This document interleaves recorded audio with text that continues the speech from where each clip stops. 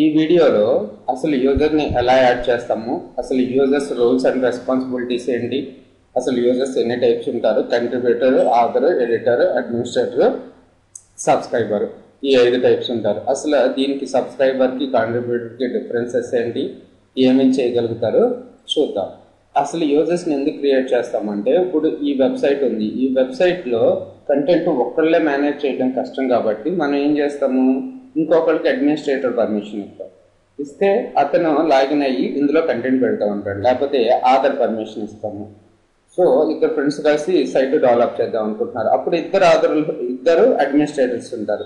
వాళ్ళు ఒక ఇద్దరిని హైర్ చేసుకున్నాము అనుకుందాం కంటెంట్ని అప్డేట్ చేయడానికి. అప్పుడు వాళ్ళు ఆథర్స్, ఎడిటర్స్, సబ్స్క్రైబర్స్ ఇలా పర్మిషన్స్ ఇచ్చుకుంటూ వెళ్తారు కొత్త యూజర్స్కి. ఓకే, ఫస్ట్ నేను ఒక యూజర్ని యాడ్ చేస్తున్నాను. యూజర్ నేమ్ వచ్చేసి Naresh, email ID Naresh 323232@gmail.com. ఇది ఎందుకు ఇస్తామంటే, యాక్చువల్గా యూజర్ని క్రియేట్ చేసినప్పుడు మనం ఎప్పుడన్నా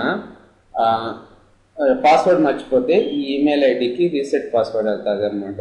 so first name Naresh, second last name వచ్చేసి +K వెబ్సైట్ షో పాస్వర్డ్.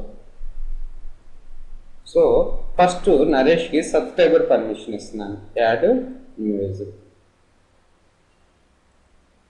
ఇప్పుడు చూడండి, ఆల్ యూజర్స్లో ఎంతమంది ఉన్నారు, భాస్కర్, నరేష్, రమేష్ ఉన్నారు. భాస్కర్ అనే అతను నేము, తను ఈమెయిల్ ఐడి, రోల్ అడ్మినిస్ట్రేటర్, ఎన్ని పోస్ట్ క్రియేట్ చేశాడు 2 పోస్టులు.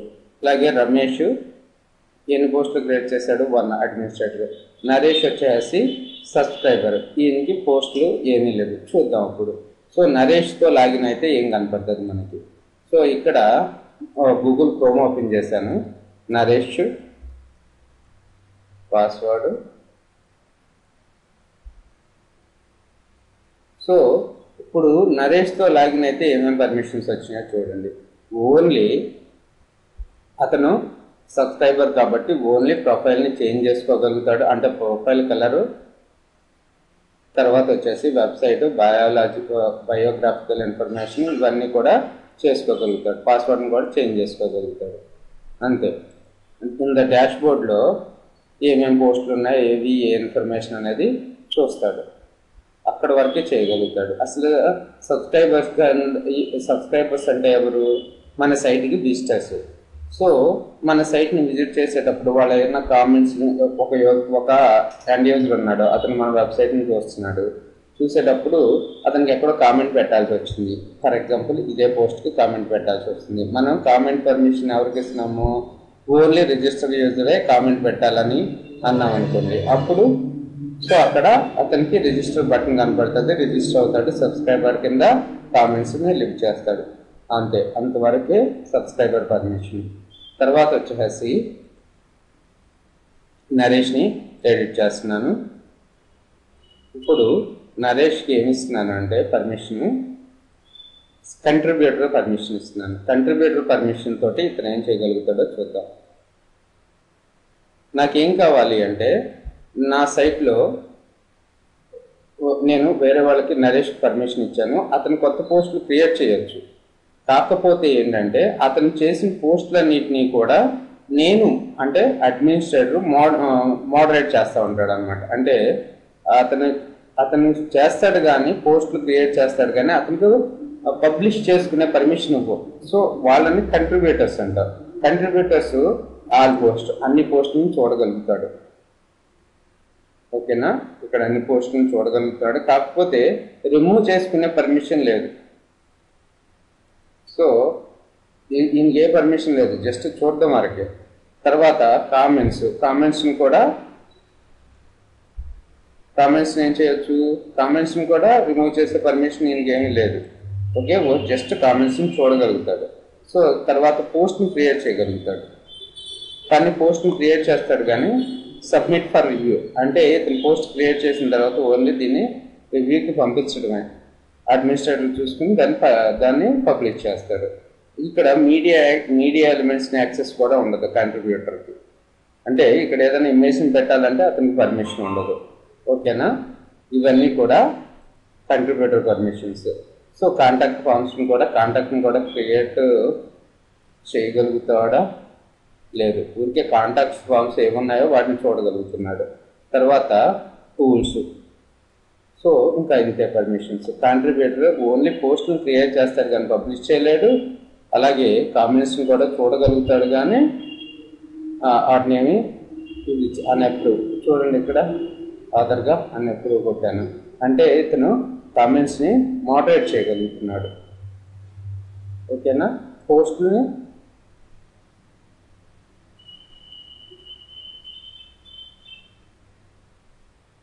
పోస్ట్ని కూడా కంట్రిబ్యూటర్ ఏం చేయగలుగుతున్నాడు? చూడండి ఇక్కడ రమేష్కి ఓకే, పోస్ట్ని కంట్రిబ్యూటర్ ఏం చేయగలుగుతాడు? జస్ట్ చూడబడడం వరకే. కామెంట్స్ని కూడా చూడడం వరకే చేయగలుగుతాడు, ఇంకా ఏమీ చేయలేడు.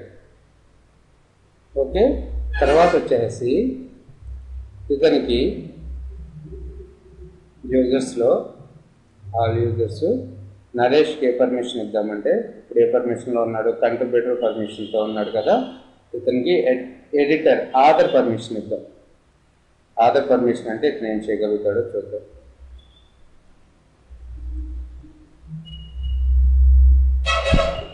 ఇక్కడ రీఫ్రెష్ చేయండి ఒకసారి. ఇప్పుడు ఆధార్ పర్మిషన్స్ వచ్చింది. ఈ ఆధార్ పర్మిషన్స్లో ఇతన్ని పోస్ట్ని క్రియేట్ చేయగలుగుతాడు, ఆల్ పోస్ట్ చూడగలుగుతాడు, చూడడం వరకే. యాడ్ న్యూ,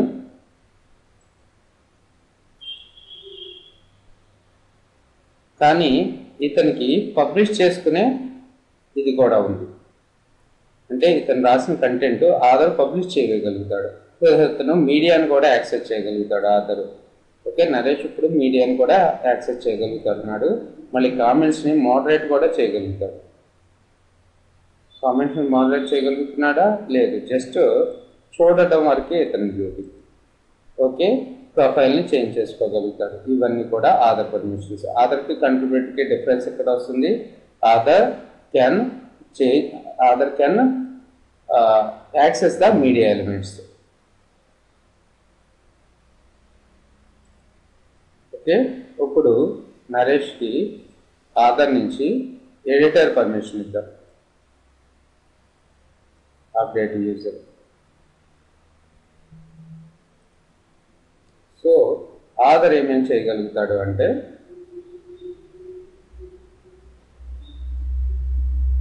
పోస్ట్ని క్రియేట్ చేయగలుగుతాడు, పోస్ట్ని మేనేజ్ చేయగలుగుతాడు. ఇక్కడ చూడండి ఆల్ పోస్ట్ చూసారా, ఇక్కడ వీటిని మేనేజ్ చేయగలుగుతున్నాడు అతను. ఓకే, తర్వాత వచ్చేసి కేటగిరీస్ని కూడా క్రియేట్ చేయగలుగుతాడు, ట్యాగ్స్ని కూడా క్రియేట్ చేయగలుగుతాడు ఆధార్. మీడియాని కూడా మేనేజ్ చేయగలుగుతాడు. సో కామెంట్స్ని కూడా మోడరేట్ చేస్తాడు. మోడరేట్ అంటే డిలీట్ చేయడం, స్పామ్లో పెట్టడం, ఇవన్నీ కూడా ఓన్లీ ఆధార్కి నుంచే పర్మిషన్స్ ఉన్నాయి. సబ్స్క్రైబర్ కానీ కంట్రిబ్యూటర్ కానీ ఎడిటర్ కానీ ఈ పర్మిషన్స్ లేవు. తర్వాత ఇతనికి ఏమేమి యాక్సెస్ లేవు? సెట్టింగ్స్ ఆప్షన్ లేదు ఇక్కడ. ఓకే, సో ప్రొఫైల్ అసలు యూజర్స్ కనపడుతున్నారా? ఇతనికి కనపడలేదు. ఇప్పుడు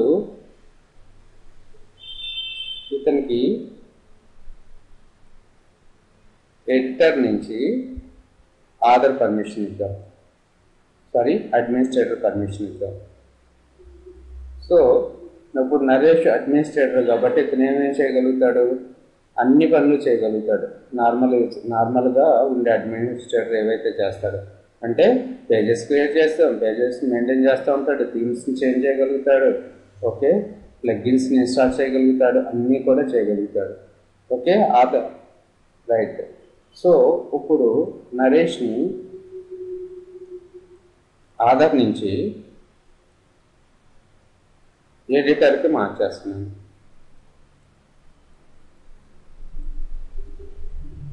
అప్డేట్. నరేష్ ఇతను ఏం చేశాడంటే ఒక పోస్ట్ క్రియేట్ చేశాడు అనుకున్నాం.